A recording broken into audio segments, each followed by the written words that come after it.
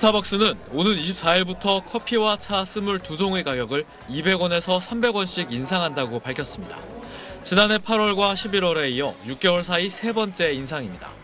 톨사이즈 아메리카노 한 잔은 4,700원이 됩니다. 아이들 데리고 많이 오죠. 자주 오는데 또 커피값이 오른다고 하니까 조금 많이 부담스러운 게 있어요. 커피 전문점 폴바셋도 이미 커피와 아이스크림 등 28개 제품 가격을 23일부터 평균 3.4% 인상하기로 했습니다. 식품업체들도 줄줄이 가격을 인상하고 있습니다. 대상은 지난 16일 마요네즈와 후추 등 드레싱 가격을 평균 19.1% 올렸고, 오뚜기도 다음 달 1일부터 컵밥 7종의 가격을 12.5% 올리기로 했습니다. 장보기가 너무 겁나거든요. 그래서 다른 물품들도 오를 것 같아갖고 겁이 나요.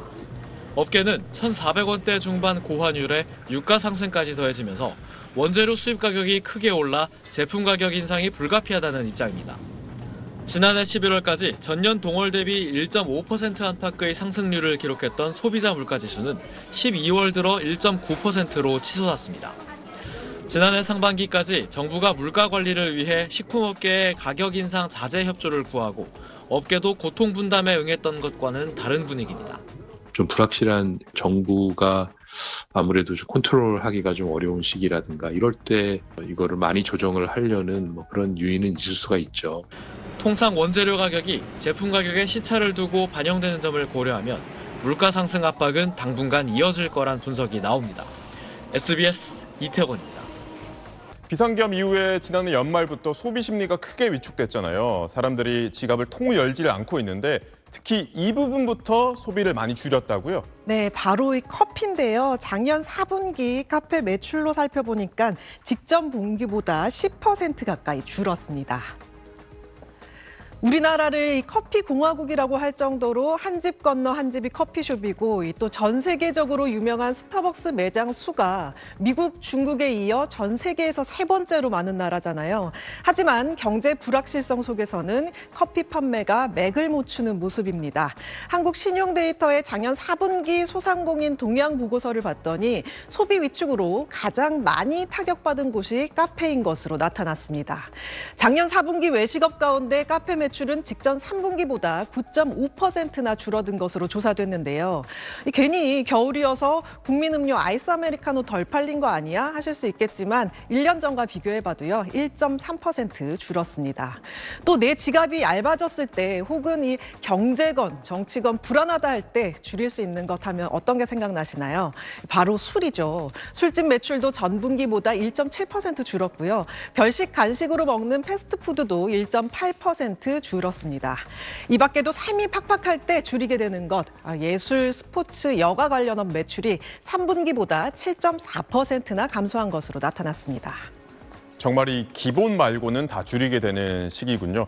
저도 사실 커피를 굉장히 좋아해서 하루에 한 잔 정도는 꼭 마시는 편인데 최근에는 점심값도 그렇지만 커피값도 너무 많이 오른 것 같더라고요. 네. 커피값 지금 어느 정도냐면요. 네. 커피 브랜드 일리 아시죠? 일리 카페의 회장이 최근 이 원두 값에 대해서 퍼펙트 프라이스 스톰, 이 더할 수 없는 최악의 상황이라고 하면서 얼마나 오래 지속될지 알 수 없다고 얘기했습니다. 지난해 약 70% 원두 가격이 급등하면서 이미 카페들이 커피값을 줄줄이 올렸는데 올해도 여전히 원두값이 고공행진하면서 연초부터 커피값을 올리는 데가 많습니다. 지난 1월 24일부터는 스타벅스와 할리스가 일부 제품을 200원에서 300원 올렸고 폴바셋도 1월 23일부터 주요 제품 가격을 200원에서 400원 인상한 바 있고요. 특히 커피값 저렴해서 많이 찾았던 저가 커피 브랜드마저 가격을 올리고 있습니다. 컴포즈 커피는 지난 13일부터 그동안 10년간 지켜왔던 아이스 아메리카노 가격을 1,500원에서 1,800원으로 300원 올렸습니다. 그런데 안타깝게도 여기서 커피값이 더 오른다는 얘기가 있죠? 네, 지금 가장 문제인 게 기후입니다. 기상기후로 작황이 안 좋아지면서 커피값이 계속 오르고 있는 건데요. 올 들어서만도 커피 선물 가격이 35%나 급등했습니다.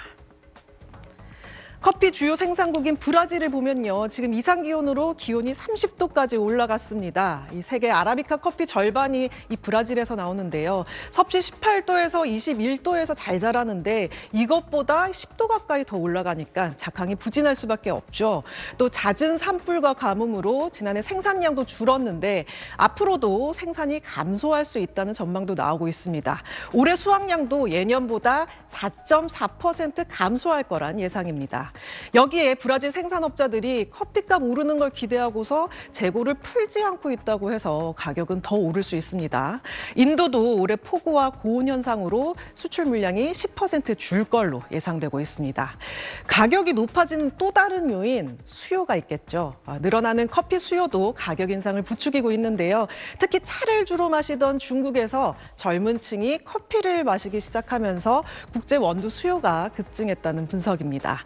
중국 커피 소비가 2024년 37만 8천 톤으로 2020년보다 10만 톤 가까이 늘었는데요. 이게 어느 정도냐면 우리나라 지난해 소비량의 절반에 달한다고 합니다. 때문에 커피 생산이 예전처럼 회복돼도 이 넘쳐나는 커피 수요를 감당하지 못해서 가격이 안정되기 힘들 거란 전망이 나오고 있습니다. 우리나라는 지난해만 2조 원어치의 커피를 수입했는데요. 국제 원두값이 계속 오르고 있어서 앞으로 커피플레이션이 우려되는 상황입니다. 네, 친절한 정보 오늘도 잘 들었습니다. 지난해 4분기 외식업 매출 현황을 알아보니 업종 중 카페의 소비 위축 타격이 가장 큰 걸로 나타났습니다. 3분기보다 9.5% 급감한 겁니다.